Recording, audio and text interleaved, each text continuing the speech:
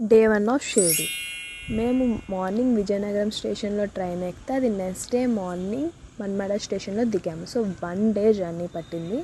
మన్మడ station నుంచి షిరిడి వెళ్ళడానికి 60 kilometres. So ఇంకా 2 వెహికల్స్ బుక్ చేసుకొని వెళ్ళాము. పర్ పర్సన్ 150 అయింది.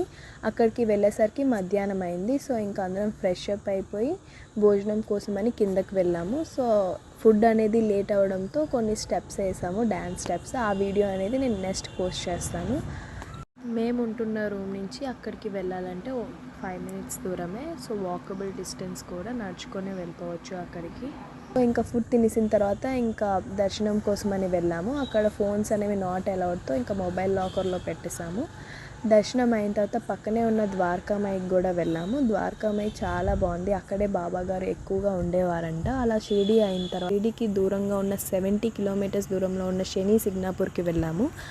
అక్కడ స్పెషాలిటీ ఏంటంటే 300 సంవత్సరాల క్రితం ఒక రాయి దొరికిందంట. అప్పుడు పంతులు గారి కల్లోకి వచ్చి శనీశ్వరుడు అది నా స్వరూపమే, నాకు గుడి కట్టమని అడిగారు.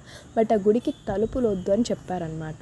సో అలా శనీశ్వరుడిది ఆలయం అనేది కట్టారు. బట్ ఆ ఊర్లో ఎక్కడ తలుపులు అనేవి ఉండవు. సో అలాగా గుడి మాత్రం చాలా బాగుంది, మీరే చూడండి.